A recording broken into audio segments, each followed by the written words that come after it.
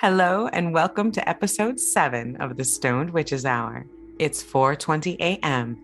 and we're about to tell true-ish tales of restless, amorous bones, learn about Layla's synchronistic city triad, and hear about the time Chelle was terrified of a baby bonnet.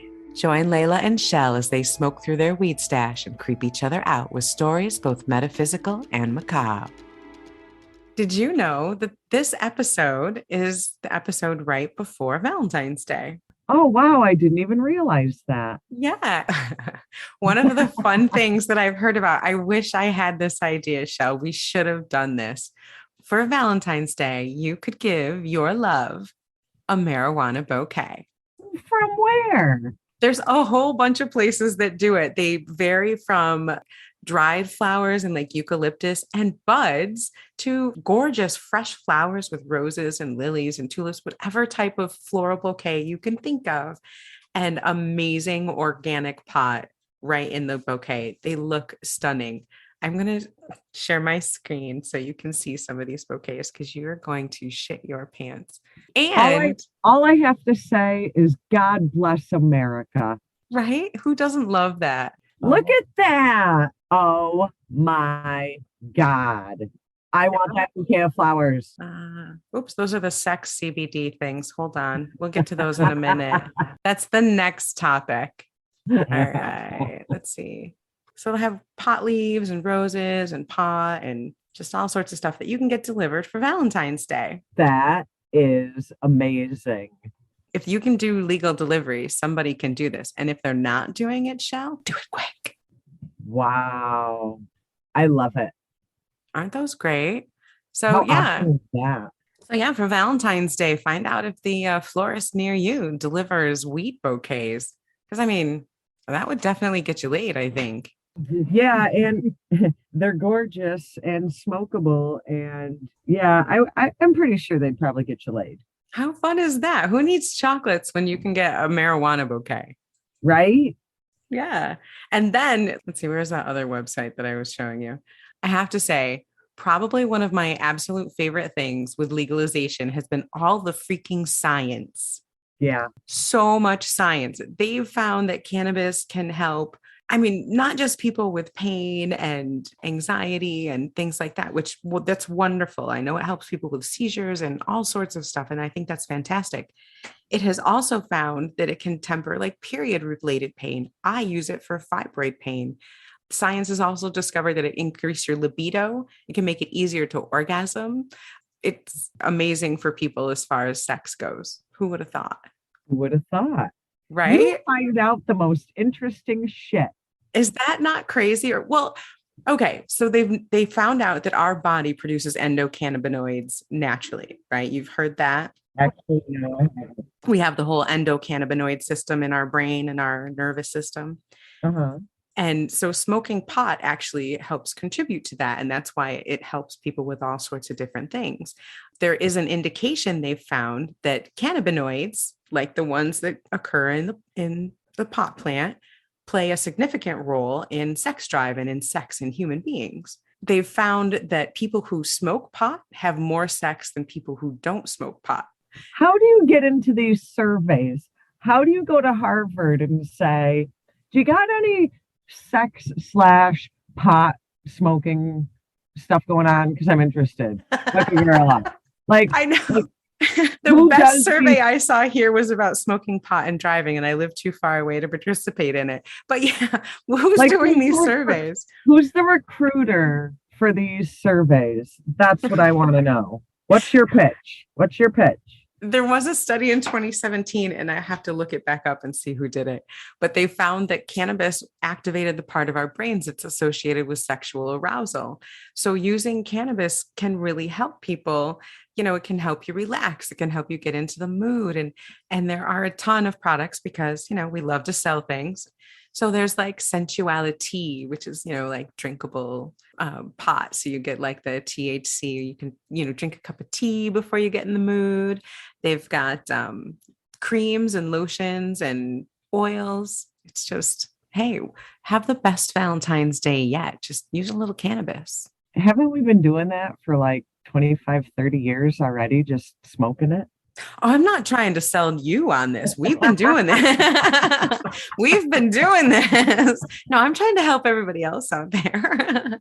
I can say that at one of the festivals that we went to, there was a vendor and they had some creams that they were using.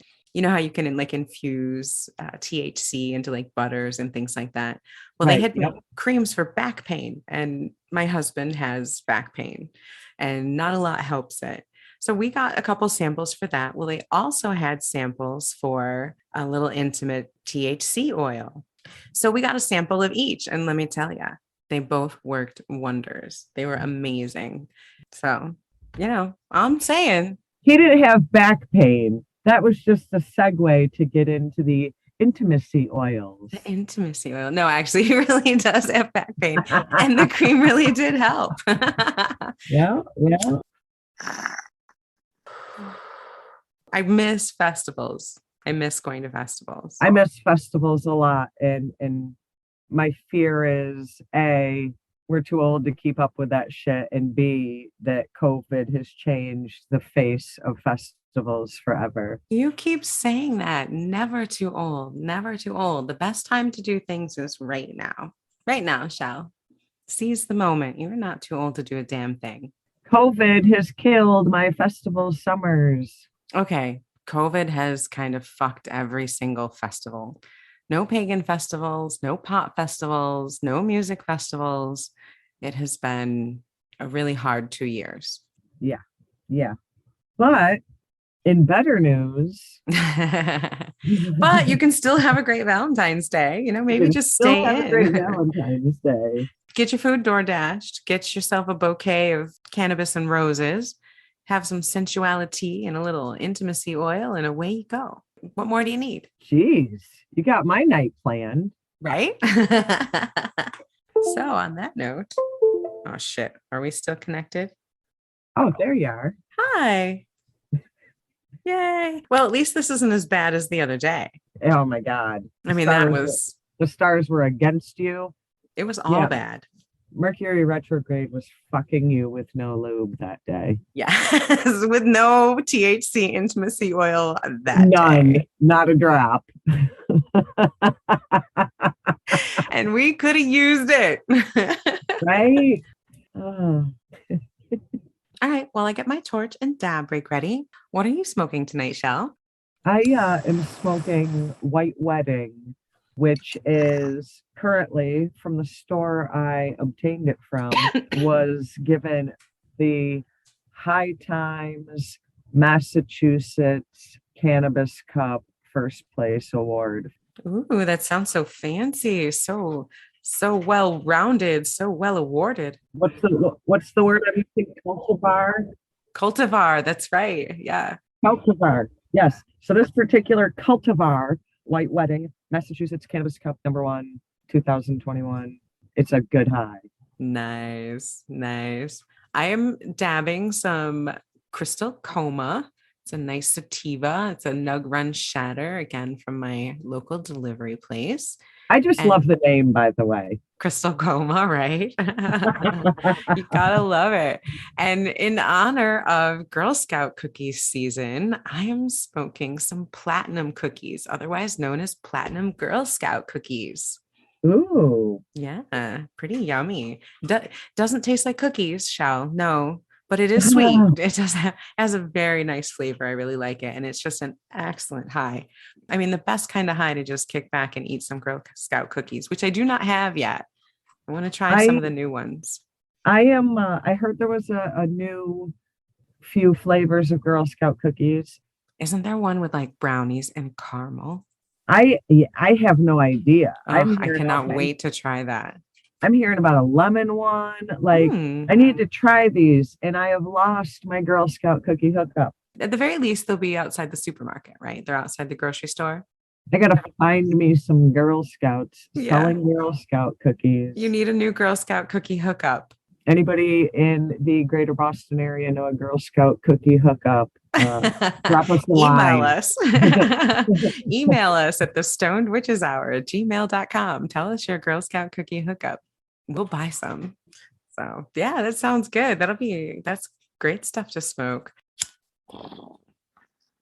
So Valentine's Day. Valentine's Day. So after you have sent your love a beautiful bouquet of your favorite. Oh my God, I'm so fucking high.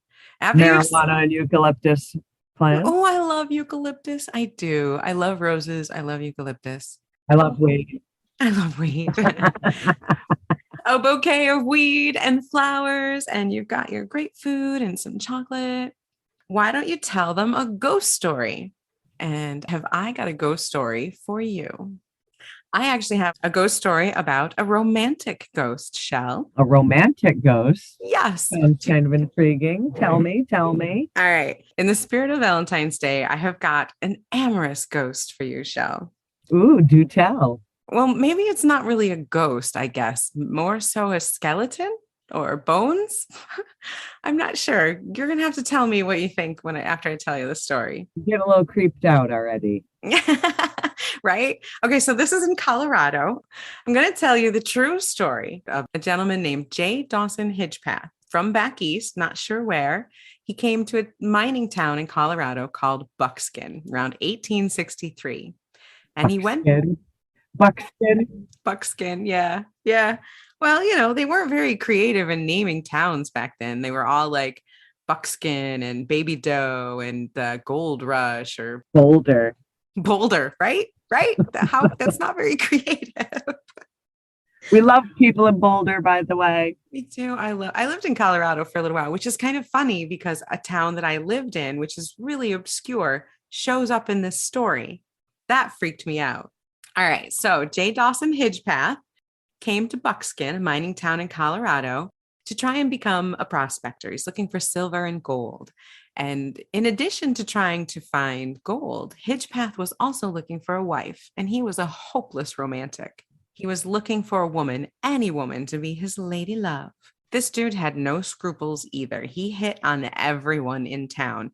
And considering that being the Wild West and during the gold rush time, there weren't very many women to begin with in this town. And he pursued every single one. It didn't matter if they were married, if they were children, if they were school marms, if they were dance hall girls. He pursued them all. He would write them poetry and bring them flowers. Are He'd you sing. sure this isn't about somebody I know? Who do you know? That's in the. A lot of guys. I got a lot of guys like that. A lot of guys have trouble taking no for an answer, and Jay Dawson was no exception. So these women, he was refused over and over and over again, and he would come back every time with more flowers and a more flamboyant poem. And so he chased all these women in town. And honestly, it's surprised. You'd think he would have been killed by somebody's pissed off husband or overprotective papa. But no. You know what? You know where he went wrong? He wasn't sending them marijuana bouquets. See, now those are the flowers he should have been picking. And, it's legal in Colorado. I'm sure it was legal back in 1860 something, probably. Exactly. Right. Yeah.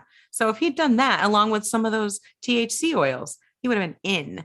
But no, there is apparently written record of a J. Dawson Hidgepath getting arrested or getting beaten up, disturbing the peace, more than likely by the pimp of a woman he thought he was in love with, or the husband of a woman that he flirted a little bit too much with. So J. Dawson did not die at the fists. Anyway, J. Dawson did not die at the fists of another man. No, he was killed in a kind of shitty accidental way.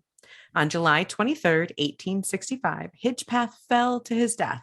And depending on which version you believe, he was either out on the mountain picking flowers for his latest lady love, or he was working his mine. But either way, he fell off a cliff, broke his neck, and died.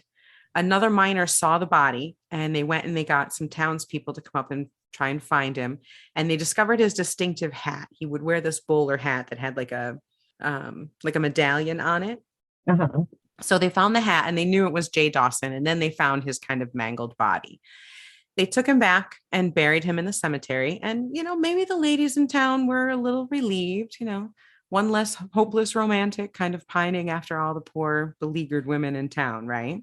So J. Dawson Hidgepath was not to be deterred by a no. and in this case, by death either. So he remained a hopeless romantic, even after dead, even after being dead, even after death, whatever.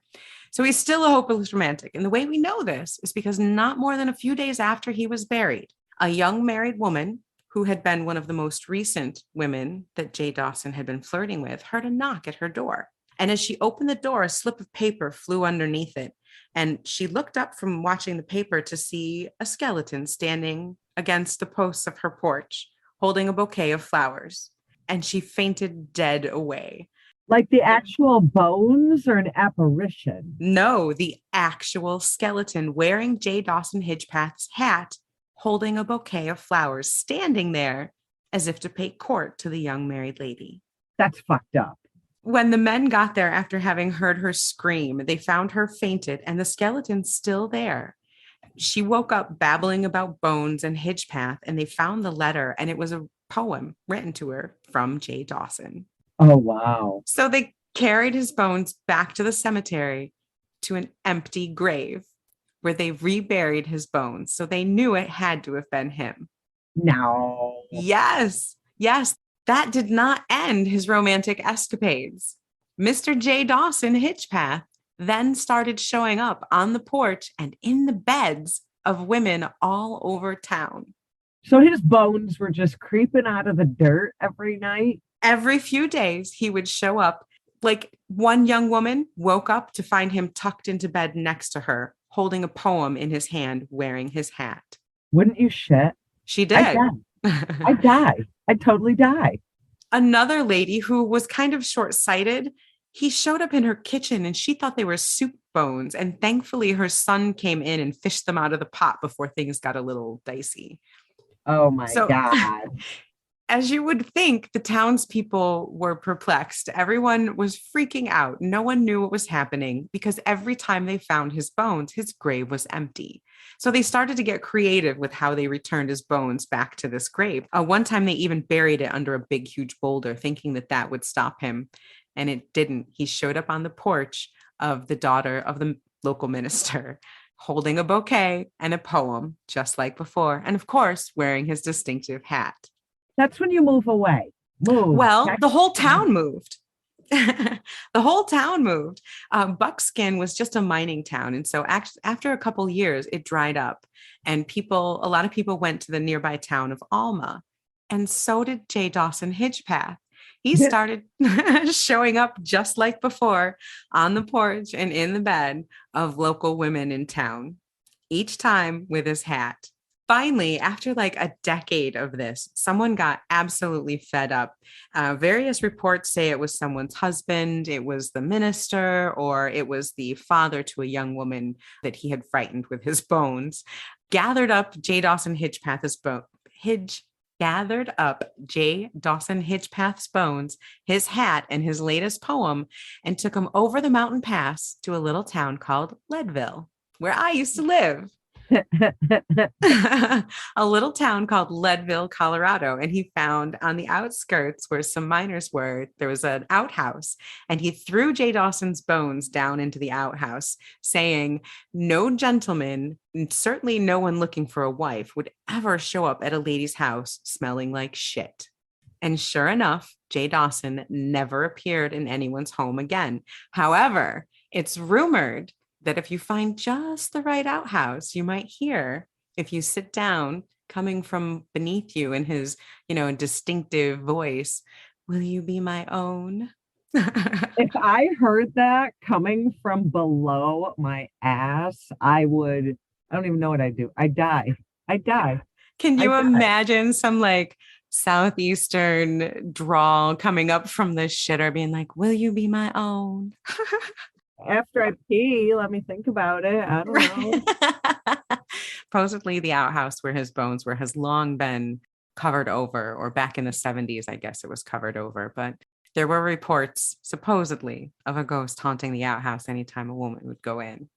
So. I don't understand. I would have gone all like witchcraft and stuff, and I would have burned those bones well before that first 10 years. Well, then you would have gotten burned as a witch back in that day. Probably. Maybe they thought the better course was just to faint dead away and let the men folk take care of it.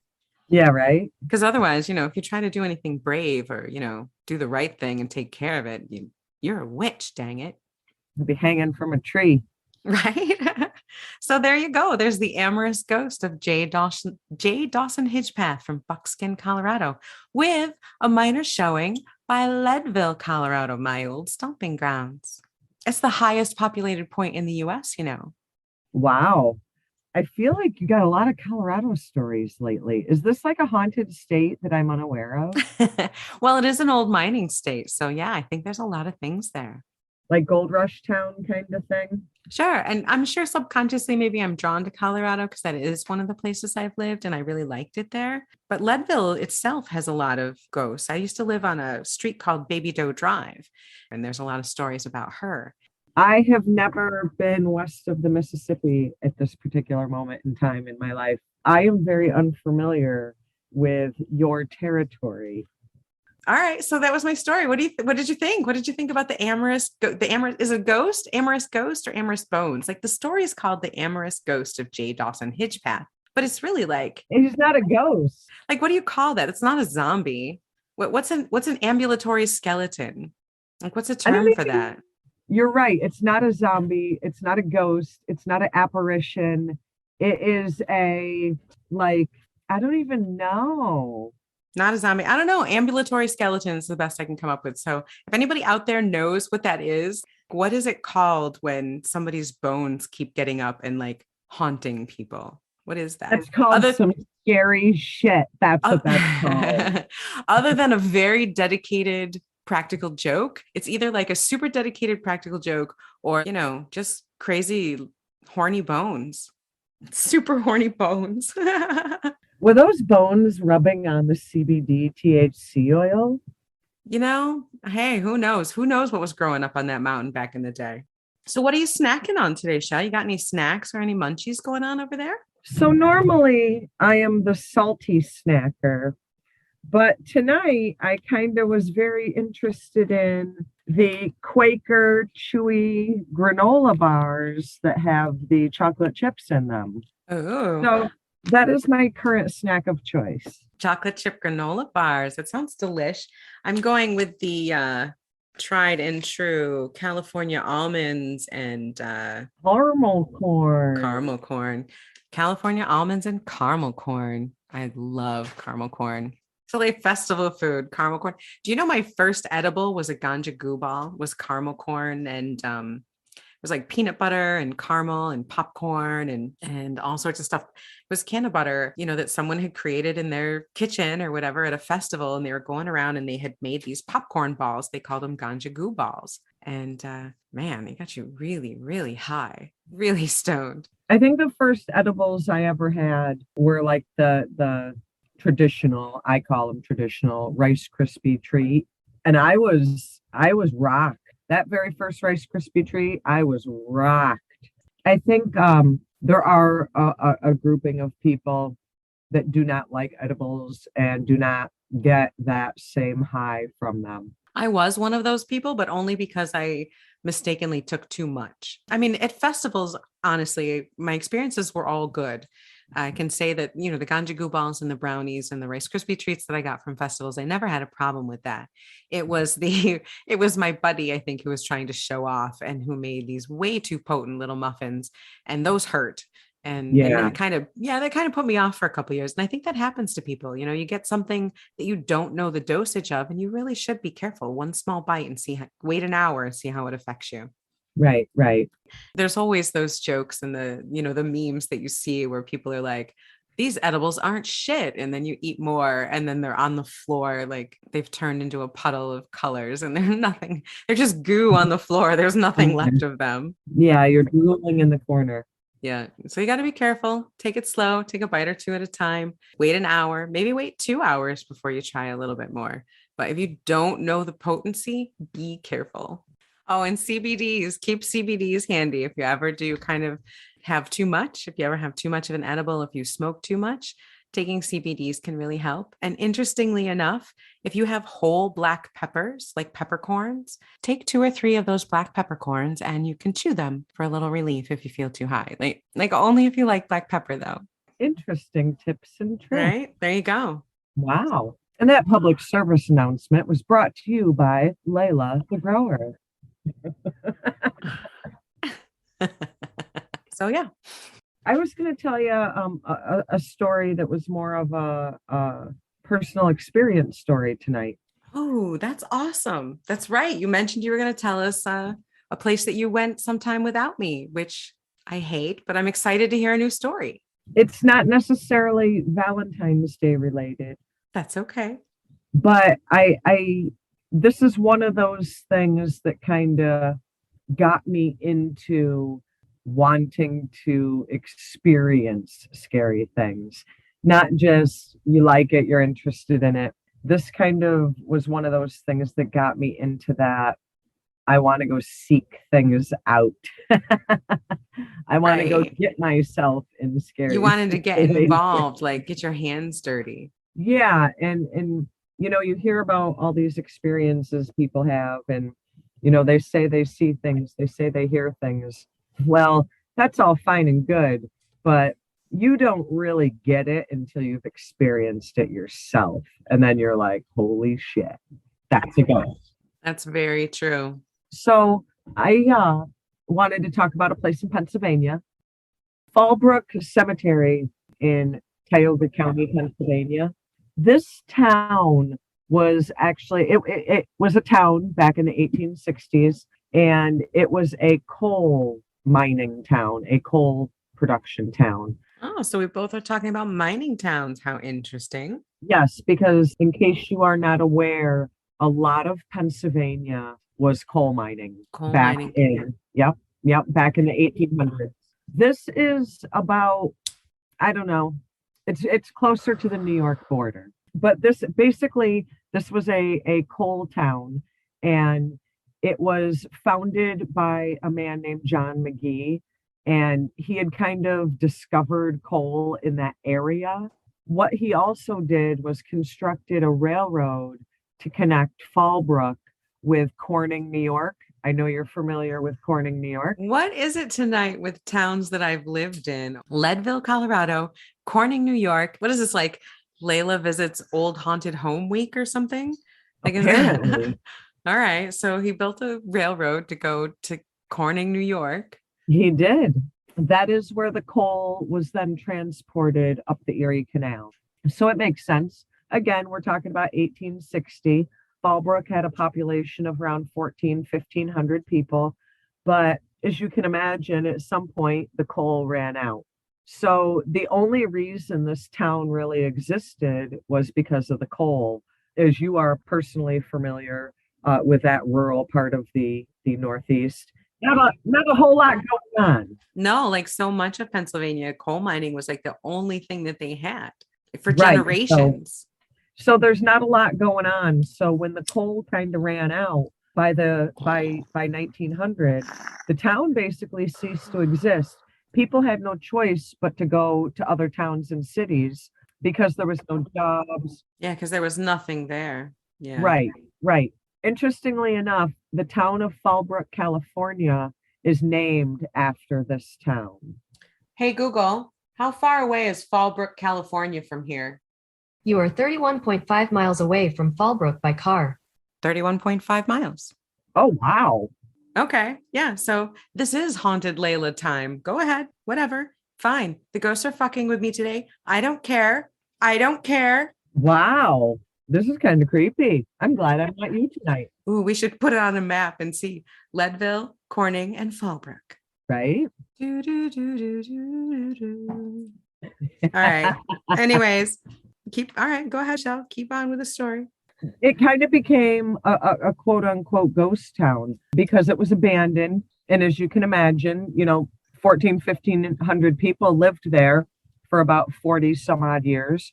So there were buildings, there was a cemetery, there was, it had been a town, for God's sakes. During the time that this was actually a town, another oddly tragic thing, the plague went through. Huh, weird. Here we are again. Oh no, not another plague. Yeah, smallpox went rampant through that area. Many children passed away. Oh, that's really sad. I hate all the stories where the kids, like our dueling axe murders, where all the kids die. That always makes me sad.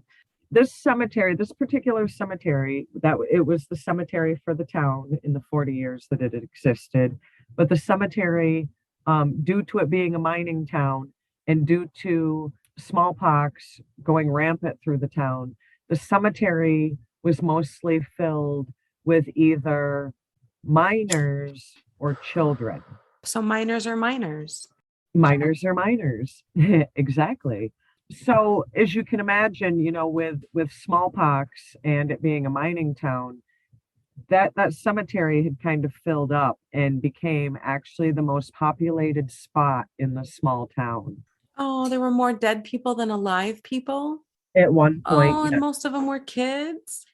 Yeah, Oh, yeah, Shell. that had died of the sickness. When you said this But wasn't a Valentine story, I didn't realize you were gonna like tell a total bummer of a story. apparently. But again, with coal being its one and only source of income, the town fell into despair and was abandoned by 1900. Even to this day, only a few block foundations and the dilapidated cemetery remain. So the cemetery, it's still basically there, but it's not one of those cemeteries that is kept up necessarily. There has been in the last 10 years or so a couple of historic organizations that have tried to mow the grass every few years and things of that nature. But essentially, think of this as an abandoned cemetery in the middle of woods in frickin' rural northern PA. So, if I can imagine, basically, this has been left to nature. There's trees growing up through everything, bushes, grass, weeds, probably a mess. Correct. Like most rural places, I'm sure there's the occasional fire pit, broken beer bottles, and a little bit of garbage here and there. No. And Really? you'll find out why as I continue That's on. surprising because there's one thing that rural New Yorkers and Pennsylvania kids know how to do, and that's find a fucking spot to party. But you know what? This is a spot that people are legitimately afraid of. No And shit. Enough that the so teens stay away and don't go out there drinking and smoking. I'm impressed. exactly about 25, 27 years ago, I had a friend who was going to college at Mansfield University, which was nearby to this. As a part of his fraternity kind of hazing, they would take people to this cemetery. Now, if you Google things like most haunted places in Pennsylvania, this does come up on the top of most lists. In order to ascend to the heights of a fraternity hazing ritual, it's got to have a reputation. I mean, it's got to be Right? known as super scary. Right. So, I have this friend who had come across, hey, here's a cemetery. Everybody says it's haunted. Even the townspeople are kind of sketched out by it. So, of course, at that point, I was probably maybe 19 or 20 years old. So I'm like, let's do this. Somebody says it's the most haunted place, and that is your first reaction. Shell's like, "Oh yeah, I'm going." Like the only question is when. I was on board with that. And so you figure this was probably roughly around 1995. And I had just gotten my first camcorder. How big was it? Was it bigger than your head? Yeah, don't judge me. Did it take like the full size VHS tapes? Did it take It the full did. ones? It did. Don't judge me. That's awesome. It was 1995. It was probably like cutting edge for the time. I love that. And the battery, oh my God, the battery pack was probably like as big as your freaking hand. Actually, I think the battery pack is bigger than my current cell phone. Just saying. How great is that? All right. So you had this amazing camcorder. So I had just gotten this amazing camcorder and I had in my mind, I am going to videotape my experience going to this cemetery. Who wouldn't, right? Well, in my mind, who wouldn't? I'm with a couple of friends and we load up and off we go. Now that was back when cell phones were like flip phones. So I have my little flippy phone. I have my camcorder and off I go. Now, this was kind of because, like I said, it's kind of a abandoned cemetery in the middle of the woods in rural Pennsylvania, not the easiest of accessible locations. You get to a certain point that you can drive, but then you've got to walk about half a mile into the woods. We had taken the cell phone, taken the camcorder, and locked the car. Now, that is key to down the road in the story. The car was locked. Okay. Okay. I've put it in my stoner brain, right in the memory banks. The car was locked. Okay, I got it. I'll remember. And then take this maybe quarter mile, half a mile hike into the woods to what was supposed to be the entrance to the cemetery.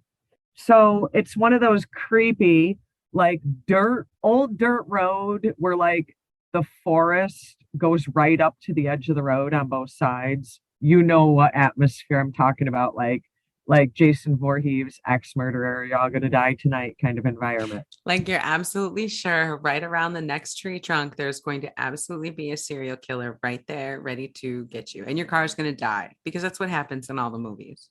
Either that or Bigfoot, one or the other. Right. So we're going down this path, and there's three of us. And, I'm feeling pretty safe because, if nothing else, out of the three of us, I was the only girl. So as we get closer. Wait.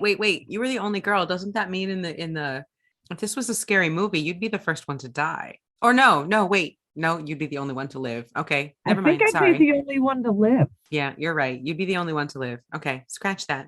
All right, so you're safe. So you're safe. All right. So I feel like I'm relatively safe, and because I'm from that general vicinity, I feel pretty confident and safe in my abilities to be in the woods at night. So here I go down this path, and you approach an old wooden sign. It almost just looks like a slab of wood that someone carved out with a knife, and it just says Fall Brook Cemetery.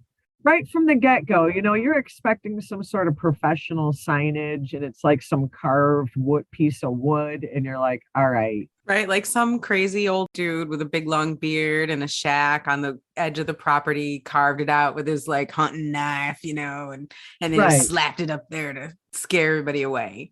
Basically, yeah.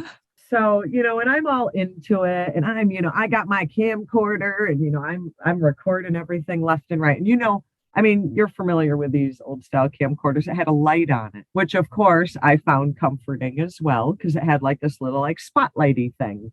So we get to the entrance of this cemetery. All of a sudden, everything went dead silent. Like the insects and all that. Dead it's nighttime. silent. It's nighttime in rural Pennsylvania, out in the backwoods of Pennsylvania. There's crickets, there's all sorts of noise. It was like all the sound got sucked from the air. Oh, I've experienced that before. That's eerie. That's an eerie moment.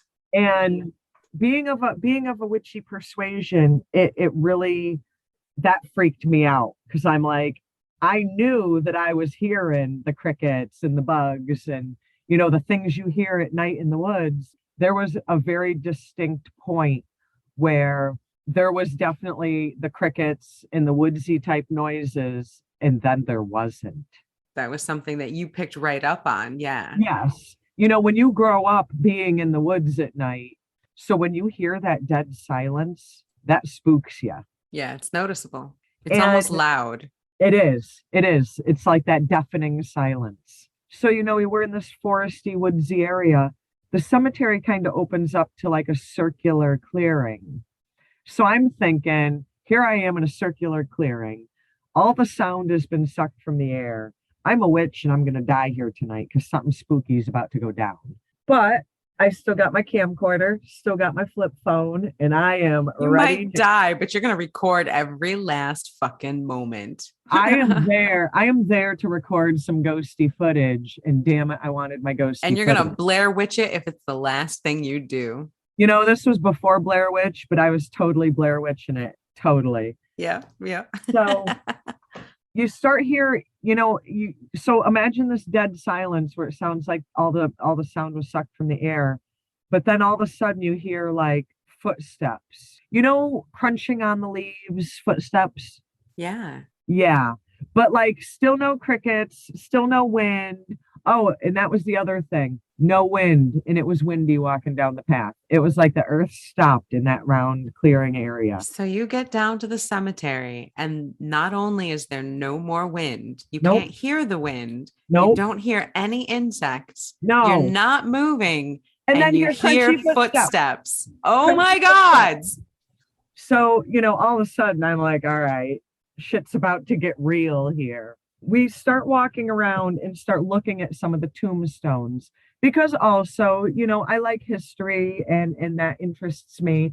And I was noticing there was a lot of tombstones that had like hand positions on it and, Oh, you different. like hand symbols or Yeah. like ASL signs? Yeah. Maybe I don't know if they were ASL signs, but like they looked like they could have been. And then I saw there is actually a witch buried there. Oh, And how do you know it was a witch? because the tombstone told me so. Really? Yes, Oh, actually. how cool. What did it say? I don't Oh, was it remember. in a bad way or in a good way? Um, Or just neutral, like, hey, here's a witch, she's dead. I don't think it was like in a Salem witch trials kind of way, but in a we found out you're a witch and we're gonna try to shame you in death by telling people. I don't I know. gotcha. I had bent down, and this is where shit really starts getting nuts.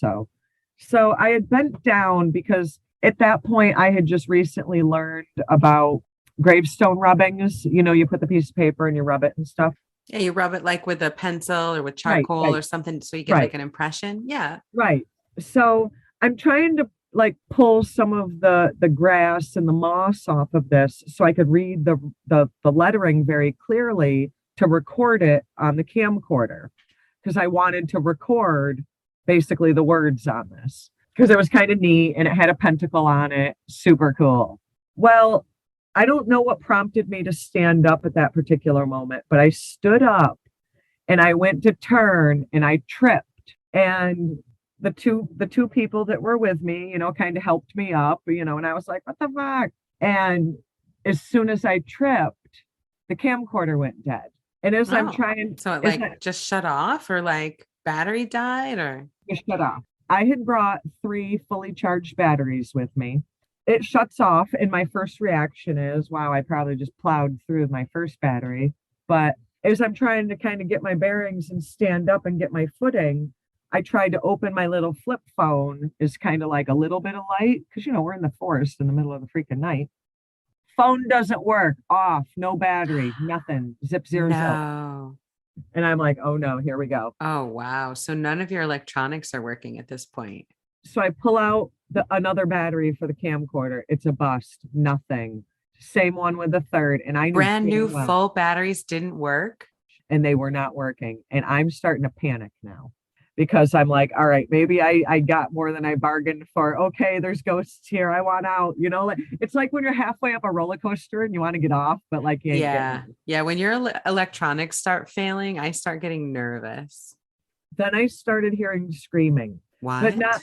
not like screaming like by the 2 people who were with me, but like that faint off in the distance screaming being carried by the wind, like that It's like ghost in the same screaming. direction where like the footsteps had come from earlier. Well, remember, like I said, when the clearing opened up for this cemetery, it was circular, so everything sounded like it was coming from every direction. Oh, wow. Oh, wow. Oh, that makes it even creepier. So I finally get up without any of these electronics working. You want to know why I fell? Why did you fall? This is so creepy. Like, I wanted to shower just for this one fact. Oh, no. Oh, my God, Chelle, why did you fall? I fell because this cemetery is so old and unkept and decrepit that the caskets are essentially like growing out of the ground. No And way. No, you tripped over a fucking casket. I tripped over the corner of a casket. I You tripped over the the corner of a casket of a witch. Laylla, I was ready to have a heart attack. Okay. Oh my goodness. So Oh, wow. then, as we kind of start to like look around because you know Oh, how you're cursed. You're cursed. You're know, just right? cursed. I'm surprised you're still here. You know how when you've been in the woods long enough in the dark, you kind of start to acclimate and almost be able to like see a little bit again, like you get Yeah. that night vision thing going on. Yeah, you get your whole little night vision thing going on. Yeah. So that's kind of where we're at because we've got nothing that works at this point. I'm like, okay, I'm tripping over this. You know, everything's not working. Why don't we just maybe we Yeah, should it's call? time to go at that point. Maybe we should go casual, like, let's just kind of head I will out. admit that it was my idea, but I've had enough of this ride. Okay. So we can't get our way out, can't find our way out. Like I said, this place is a circular place. So now you're Um, lost and you've kind of lost still, how you came in. still in the cemetery, but it's almost like the entrance went away. And then Oh, that thing where you like walk around to where you know the entrance is and it's and it's not not there. there. Yeah.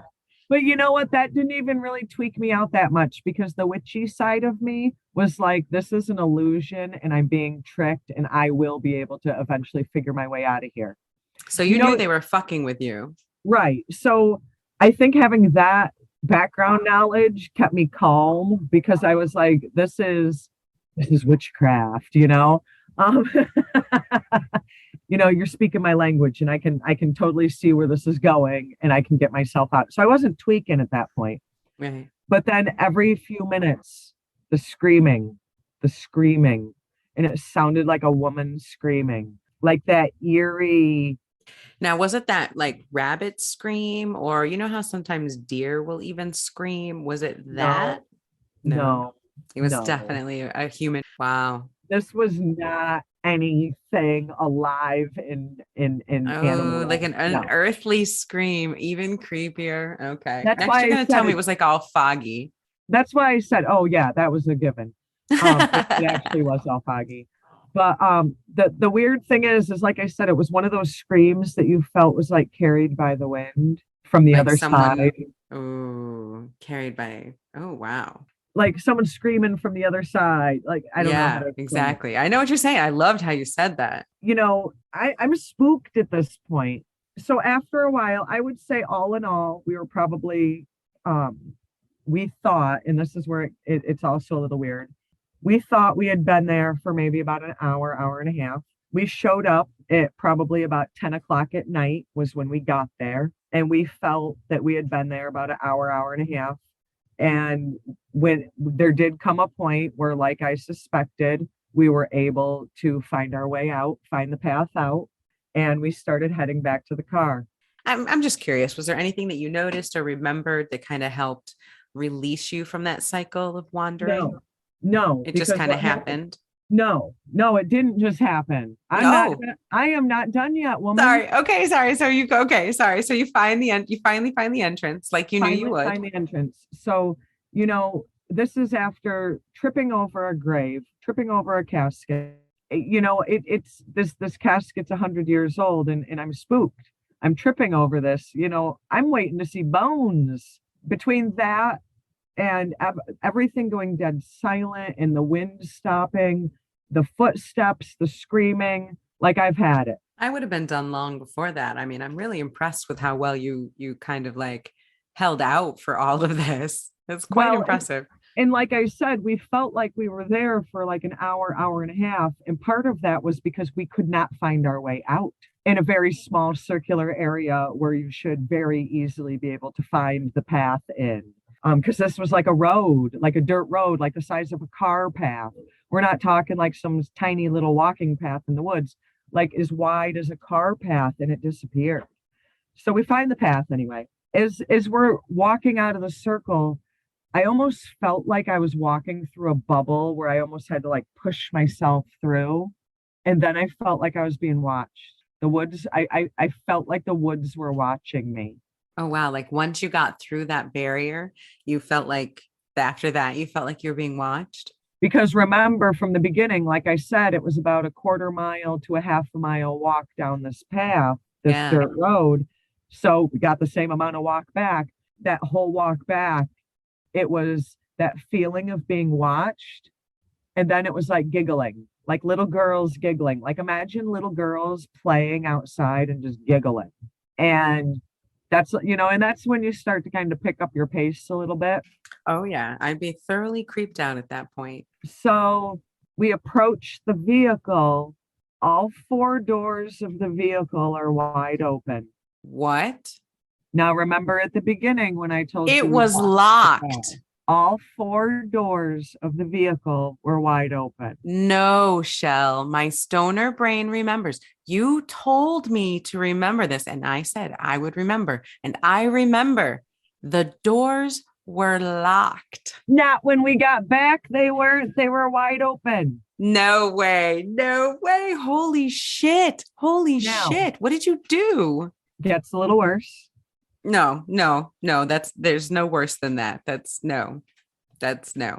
Now, this was not my vehicle and I was not the driver. So naturally, when you are approaching a car that you're attempting to get into, you're not going to go right for the driver's side. You're going to go for the passenger side because you're not the driver, right? Right.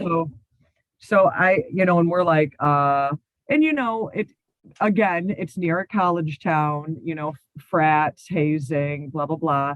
So your first instinct is someone's fucking with you. Okay. Well, You're yeah. like, oh, maybe one of the frat brothers got the spare key or something and came and was playing a dirty trick, or that was back in the day where you could still use a coat hanger and unlock a door and just fucking with people. That's right. And Honestly, we know that that's the first rule of ghost hunting. As soon as something weird happens, you look for the most likely plausible explanation. so of course we're assuming we were being fucked with. But still, that's so fucked up. I'd be But- so scared. You would be so scared, but after what you just experienced, you still want nothing more than to get into that car. Hell yeah. I mean, after checking the trunk and the back and under every seat and the back seat, checking the whole thing. Well, as my friend that was the driver of the vehicle, the owner of the vehicle, approaches the driver's side in the driver's side door that was open,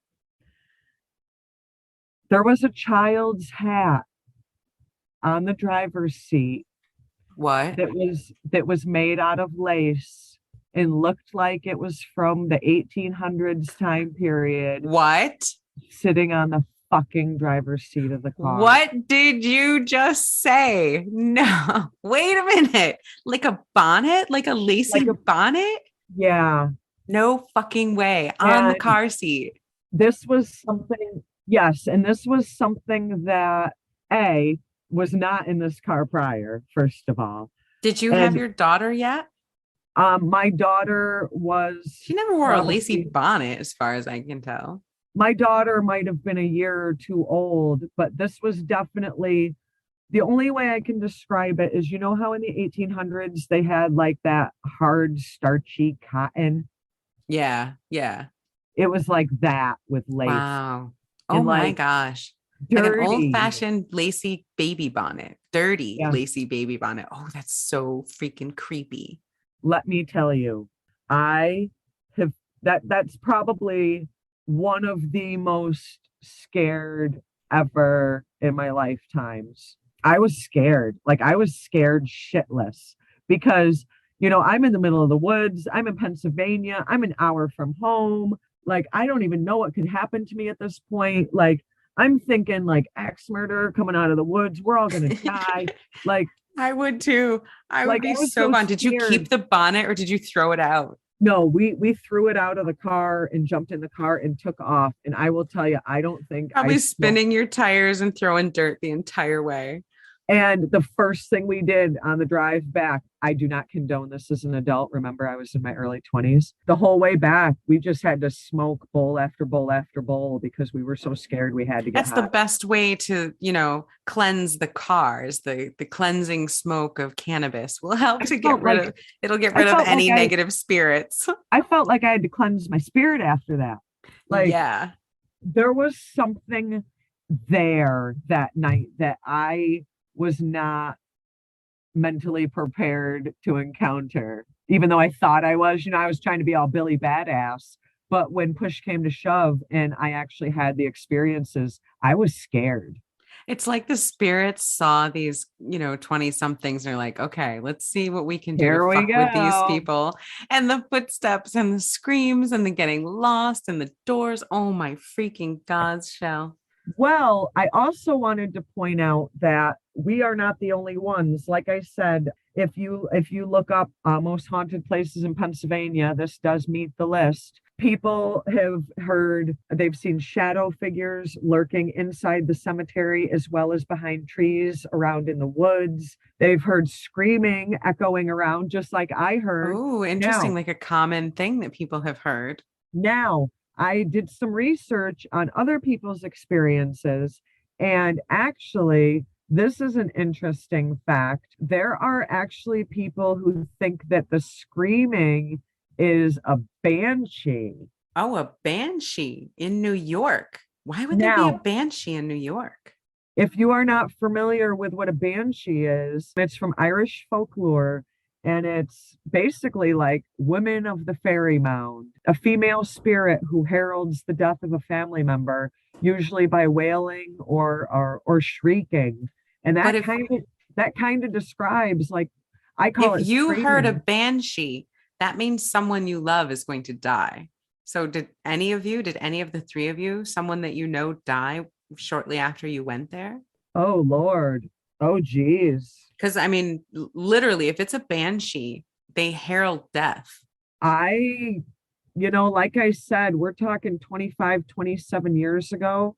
I don't think no one related to me had passed away in So that maybe time for you period. guys, it was some sort of spirit, but that's not to say that people haven't heard a banshee in that area. I'm just saying that maybe it wasn't a banshee when you guys were there. Right, right. But there have been reports that people think it is a banshee that you hear screaming. I know I heard screaming. I don't recall anyone in my personal circle of life having passed away shortly after that, but I definitely heard the screaming. And like I said, So scary. some of these reports of people think that it is a banshee that's screaming. Yeah, Um, yeah. and this is not an easy cemetery to reach. Like I said, it's secluded in the middle of nowhere. You said there's like a quarter-mile hike or something, half-mile hike to get out to it. Yeah, After yeah, like after you drive through these old roads, then you still have a hike to get to it. right. And they do say that if you drive your car up too far, too close to the cemetery, that your car battery will die. Luckily, we didn't drive that far up that night, but the person who took us there that was familiar with it did say we cannot, for any reason, drive any further. We have to stop here and walk. Well, you guys experienced your electronics dying, so I would put a lot of credence to that. For whatever Right, reason, your right. cell phone died, your camera died. The electronics definitely had issues. Right. And there's actually been people who feel that they have witnessed the banshee. People locally actually they advise you not to go there. But this is definitely a spooky place. That sounds like a really scary, scary place. Very creepy. And again, because of all the children, the bonnet that was left in the car, kind of makes sense that the children laughing as we're walking down the path. You know, it was that vibe that the kids were playing tricks on us by leaving this hat in the car. Like it was a game. Right. Like they wanted to see what they could do to the living people, leave It's leave a almost memento or something. like when you have a visitor at your house and the kids want to play with the visitor kind of Oh, and thing. they want to give you gifts. They always want to give you something of theirs. That's true. Good point. Oh, wow. But That makes it even creepier. it does. Do you think you offended them by throwing the bonnet out? I don't know. Maybe you should have kept the bonnet. I was too scared to care. Oh my gosh. Too scared to care. Right? You're like, I don't care if it's a gift. Take it back. Take it back. I don't But want I it. really did feel like it was coming at me from every different angle. Like the kids seemed harmless and they just wanted to play, but there was something that I felt was watching us in the woods. So, like, not everything was harmless. Like, maybe the kids were harmless, but maybe there was something else there that wasn't so innocent. Right, right. There was okay stuff coming at you, but sketchy stuff coming at you from Right. a vibe, like magical point of view. There was a lot of good and a lot of bad there, but like I said, some of the cemetery was coal miners and some of it was children who died from the plague. So either way, you got a whole bunch of people who might not realize they're dead. Right. And might be very unhappy with the way that they died. And then think of it this way, the town gets abandoned, everybody leaves. It's almost like they feel like they were left behind too. Yeah. I don't know. I'd be pissed. Yeah, because now there's nobody there to care for it anymore. There's no one to make sure that they're remembered. But there, most recently, there was a paranormal US group that went there. This is the real deal, man. If you are in northern Pennsylvania, like this is the real deal. This place is scary because if you do look it up, you'll see a lot of similar stories from all kinds of folks that have been there. But tonight, I just kind of wanted to focus on my personal story. But I do want to point out that a lot of the things I experienced are similar things that other people have experienced as well. The screaming, the feeling of being watched, hearing small children, those kinds of things. This place is spooky. I definitely give it 10 stars on the spooktacular scale. I'm curious to look up some other people's experiences because it sounds like what you saw and heard was just, I mean, out of this world. Unsettling. Right, very unsettling. It was all very highly unsettling.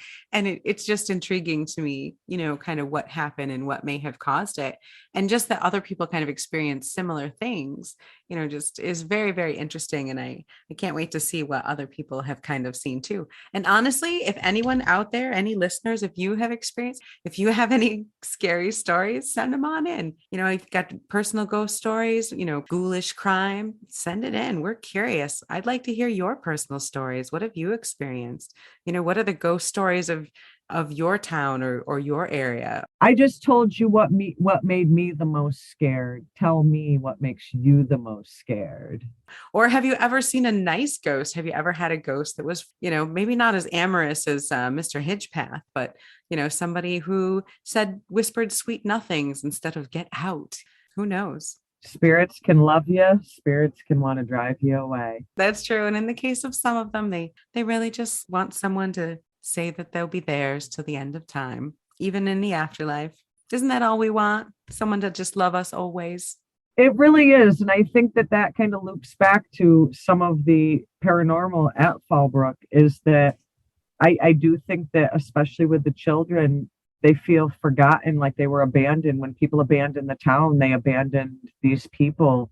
And it's like their spirit can't get over that they were abandoned. It will deteriorate into nothing. And the woods and the trees and in the forest will take it over 100% eventually. Absolutely. This is definitely one of those places getting eaten up by the forest. Well, on that depressing note, I got to check and see if I've got something for next week. Do you know what you're going to talk about next week, my organized partner? Oh my God, you can't even believe how awesome this is going to be. Oh, how awesome is it going to be? Next week, we are going to the world famous Gettysburg, Pennsylvania. We're keeping it in PA. I have also been to Gettysburg. I will give a couple small tidbit personal experiences I've had at Gettysburg. But as everyone knows from history class in school, Gettysburg is definitely one of the most haunted spots in America. Oh, I love that. I can't wait to hear about it. There is a ton of history there. And of course, that's a huge site of one of my favorite, very debunkable supernatural things, orb photos. They're everywhere. Yep. I love orb photos. I don't want to hear a thing about dust or bugs or any of that shit. Keep it to yourself. I love orb photos. Orb photos are real. Yes. They're mine. And you can hashtag that. Hashtag orb photos are real. Laylla says so. Yep. No, I know that they're not all real, but I still love them. I don't care. So, all right. Well, Gettysburg for you. And next week for me, we're going to be going a little out of this world. We're going to go to Area 51 and we're going to talk about all things aliens. Oh my God, I'm so excited. I can't wait to hear about aliens. Oh yeah. Roswell, New Mexico, and a few other places. But yes, all things aliens. I got you next week. So check us out next week. We're going to dive into Gettysburg. We're going to go flying high with Area 51. And we want you to check us out on Instagram at the Stoned Witches Hour, on Twitter at Stoned Witches, or email us at the stonedwitcheshour@gmail.com. Oh, yeah. Thank you so much to all of our listeners across the US and all the other countries that have tuned in. We appreciate every single one of you. And we can't wait to get together next week. See you then. See ya.